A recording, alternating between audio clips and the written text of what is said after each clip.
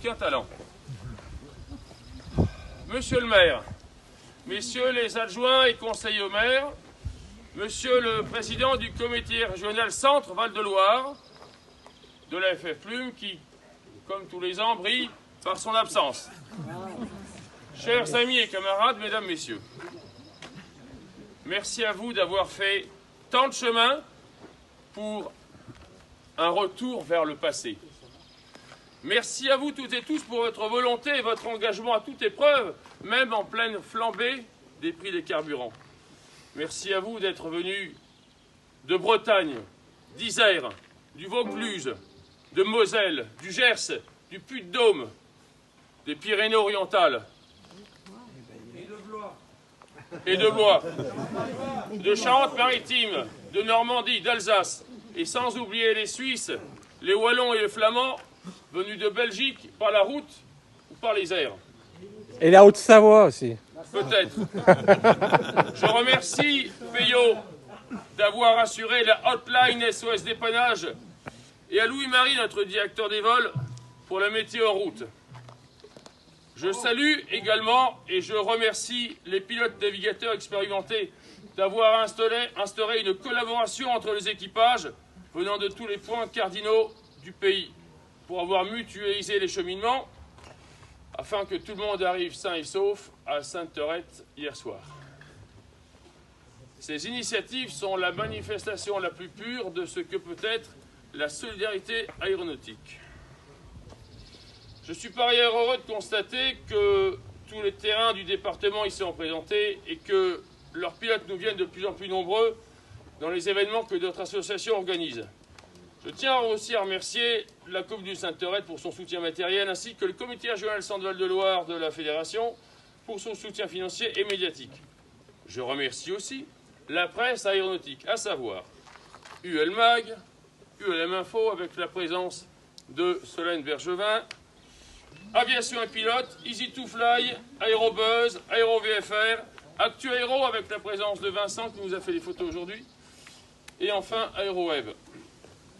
Mais il faut aussi que je remercie l'association Berrichonne d'Ultraléger qui a bien voulu me suivre dans l'organisation de cet événement pour la 3e année. Merci en particulier à Adrien qui a pris la présidence de l'association cette année pour m'avoir supporté ces 6 derniers mois et avec lequel je partage pour moitié le succès de ce week-end. Jean-Pierre avec sa sourisette. Jean-Pierre est le premier à être arrivé parmi nous. Jean-Paul Frossard est arrivé parmi nous. C'est le premier à être arrivé parmi nous vendredi. Je tiens à le dire parce qu'il vient de loin, il vient avec une machine qui avance pas vite. Et c'était le premier à se garer là sur le parking. Mais surtout, c'est aussi le premier d'entre nous à être arrivé sur Terre. Je vous demande de bien vouloir lui faire une standing ovation pour ses 80 ans aujourd'hui.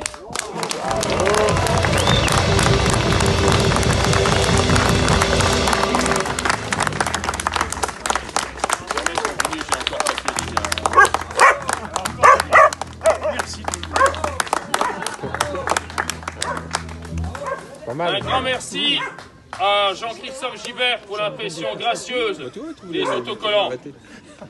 Enfin, je remercie mon correcteur d'orthographe, à savoir Hervé Beau, avec lequel j'ai passé de longues soirées d'hiver à lire et à relire tous les textes et à les corriger, en visioconférence avec une infusion dans la main gauche et une cigarette dans la main droite.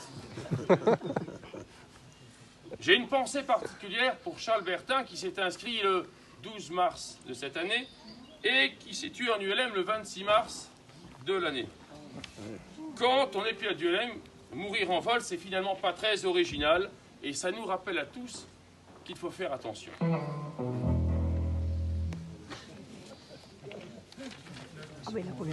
Petite question. Alors les gens qui sont du coin, ils se taisent, on n'a pas besoin d'eux. On est dans quel département ici? On est dans le Cher. Plus exactement dans la province historique du Berry, ayant pour capitale Bourges. Plus précisément dans la région naturelle de la Champagne-Berrichonne. On dit Champagne-Berrichonne car ce territoire est fait de grands espaces tout plats et richement cultivé. En somme, le Texas français. Sa géologie est calcaire et c'est la raison pour laquelle nos pistes sont toujours praticables, quelle que soit la pluviométrie. Si nous sommes réunis ce week-end, c'est que nous sommes convaincus par les ULM. Sobre de construction et durable, pas cher et facile d'entretien, facile de pilotage et vraiment ultra léger, peu puissant, économe et responsable, abordable et accessible, robuste et conceptuellement stoll. Résolument ULM. À travers cet engouement, l'ULM se chercherait-il une néo-identité? Le retour aux fondamentaux ne serait-il pas dans l'air du temps? Au-delà du concept qu'on veut bien lui donner, l'ULM, c'est poétique et rock'n'roll à la fois.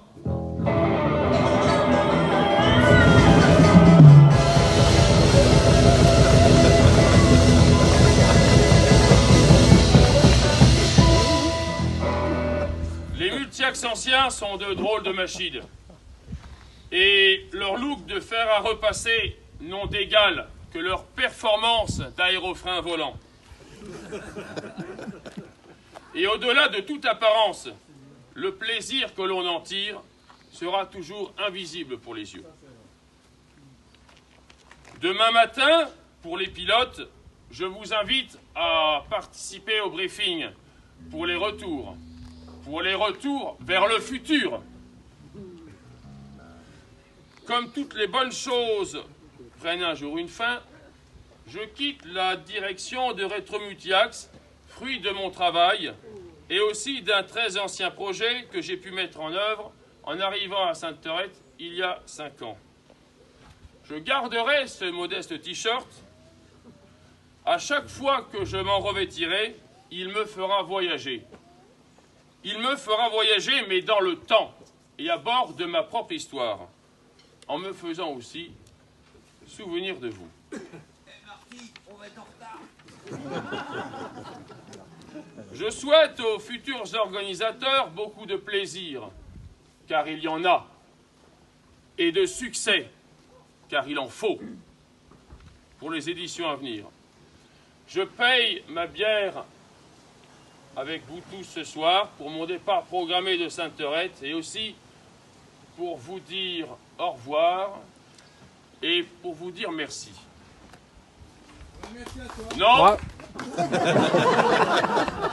Sainte-Thérèse, un club de petite envergure, mais à géométrie variable, à savoir et à faire savoir. Bravo.